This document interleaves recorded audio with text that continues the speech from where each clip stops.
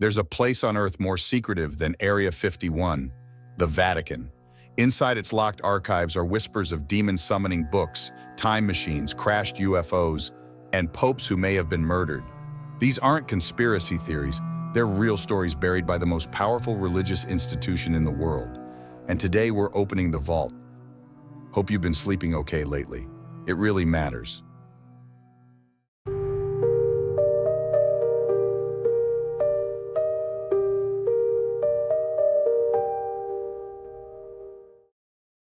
The Grand Grimoire, a book said to summon Lucifer himself. Deep within the Vatican's secret archives is a book so terrifying, so cursed, that even mentioning its name sends chills down the spines of those who know about it. The Grand Grimoire, also known as the Gospel of Satan. This legendary medieval manuscript is said to contain precise rituals for summoning and controlling demons, including Lucifer himself. Written in the 16th century by an unknown author believed to be deeply versed in occult practices, the Grand Grimoire details dark incantations, sinister rites, and forbidden knowledge that, if misused, could plunge the world into chaos. The legend says the original manuscript is locked securely within the Vatican's archives, hidden away from the eyes of the public. But why would an institution devoted to the divine safeguard something so demonic? Some believe the Church fears the knowledge contained within, so powerful it could challenge the very foundations of faith. Others speculate that the Vatican keeps it hidden precisely because it has already been used, and the evidence of this dark practice must never come to light. Eyewitness accounts from those who claim to have glimpsed the grimoire describe it as bound in human skin, its pages inked in blood, filled with strange symbols and eerie illustrations of entities beyond imagination. Researchers who've studied references to the book over the centuries warn that even reading a single page can invite madness, possession, or death. Officially, the Vatican denies its existence, dismissing it as mere folklore. Yet the rumors persist, fueled by leaked accounts from exorcists and priests who hint at having seen the book firsthand. Is the Grand Grimoire just a sinister myth, or is it a genuine artifact of evil, carefully guarded by the Vatican? One thing is certain. The truth remains locked behind doors that the Vatican intends to keep sealed forever. The Chronovisor, Vatican time machine. Hidden deep within the Vatican's secretive corridors is an incredible rumor, a machine capable of seeing through time itself, known as the Chronovisor.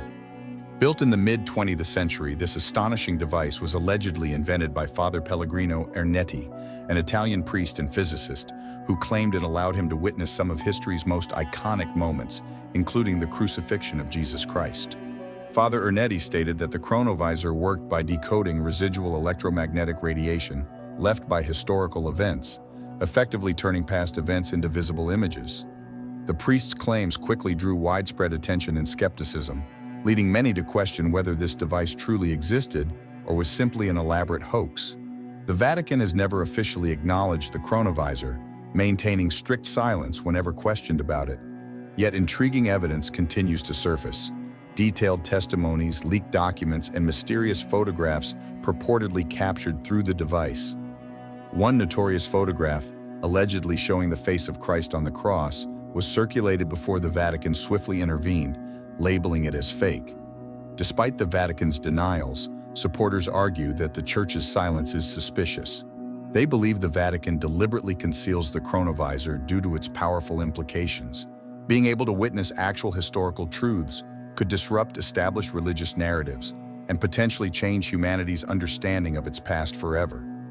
Today, the Chronovisor remains one of the Vatican's most guarded secrets. Does it truly exist hidden in secrecy? Or is it merely a legendary myth crafted by imaginative minds? Until the Vatican breaks its silence, the truth will remain hidden in the shadows. UFO crash in Italy, hidden by the Vatican? Not all Vatican secrets are ancient. Some are recent and far more otherworldly. In 1933, long before Roswell, a strange metallic object crashed near Milan, Italy. Witnesses saw something disc-shaped and unnatural. But what makes this story even more chilling? It wasn't just the fascist regime that got involved, the Vatican did too. According to reports, Benito Mussolini ordered a full cover-up. A secret team was assembled to investigate the crash and recover the wreckage, now referred to as the Maggio incident. The craft was stored at a hidden airbase in northern Italy, but then the war turned. As World War II came to a close, a surprising player stepped in. Whistleblower David Grush claims that the Vatican secretly contacted U.S. authorities, tipping them off about the downed craft. Some say it was handed over to the Americans under complete secrecy. No records, no trails, just silence. But why would the Vatican involve itself in a UFO crash? What did they gain by keeping it hidden? Theories range from religious panic to global power plays. Some believe proof of alien life could shatter core beliefs about humanity, God, and our place in the universe. Though skeptics dismiss the story, declassified files and leaked memos continue to surface. And with growing calls for government disclosure worldwide, the Vatican's role is being questioned more than ever. Is this just another Cold War myth? Or did the Church help bury the biggest discovery in human history? The truth, as always, may be hiding behind locked doors. The mysterious death of Pope John Paul II. He was called the Smiling Pope, but just 33 days after taking the papal throne, Pope John Paul I was found dead in his bed. No autopsy, no clear explanation. And from that moment, the Vatican went silent. Officially, he died of a heart attack. But questions swirled immediately. Why was his body embalmed so quickly? Why did the Vatican release conflicting reports? First saying he was found by a priest, then by a nun, then changing the time of death altogether. Something didn't add up. Whistleblowers and investigative journalists uncovered shocking leads. John Paul I had reportedly planned a sweeping reform of the Vatican Bank, which at the time was entangled in corruption scandals involving mafia-connected bankers and powerful church officials. Some claim he was preparing to remove key figures just days before he died. Even more disturbing? His personal notes, allegedly listing names of those he planned to investigate, vanished. Books, documentaries, and testimonies have since tried to expose the truth, but the Vatican has refused to reopen the case or allow an exhumation. To this day, no independent autopsy has ever been performed. Supporters say he was a humble, devout man who wanted to clean the system. Skeptics believe he was silenced before he could.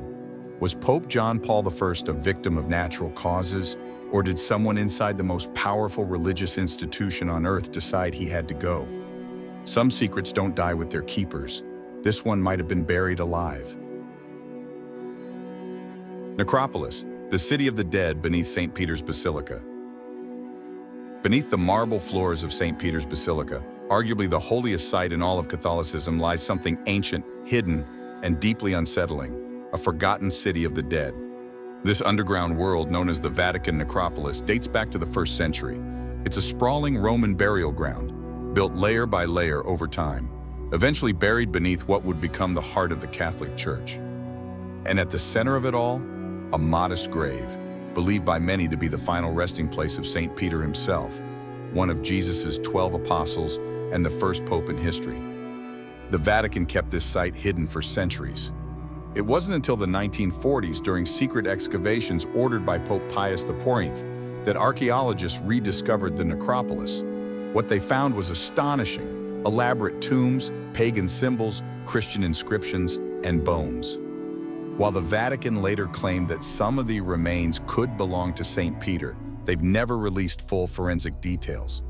The mystery deepened when scientists discovered that the bones weren't even buried directly under the altar, but instead tucked into a niche in the surrounding wall, alongside mismatched fragments.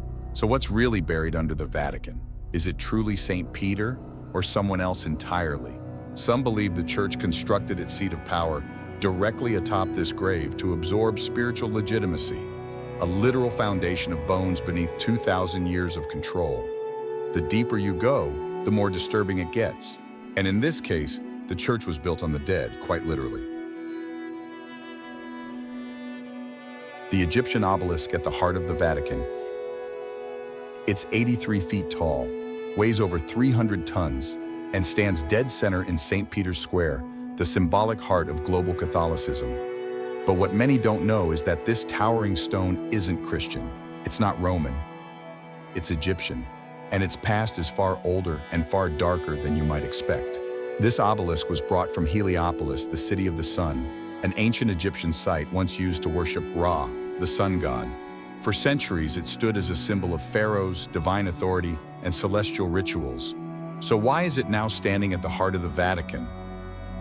In 1586, Pope Sixtus V ordered it moved to its current position. But the move wasn't just architectural, it was symbolic. The church was planting its flag atop a pagan relic, absorbing its power, reclaiming dominance over the old gods. But some researchers believe the symbolism goes even deeper. Obelisks were used in rituals aligning with the sun and stars. St. Peter's Square is aligned with precise solar patterns, and the obelisk itself may serve as a giant sundial for ancient ceremonies now hidden in plain sight. Even more unsettling, the Vatican still uses the square for massive liturgical processions.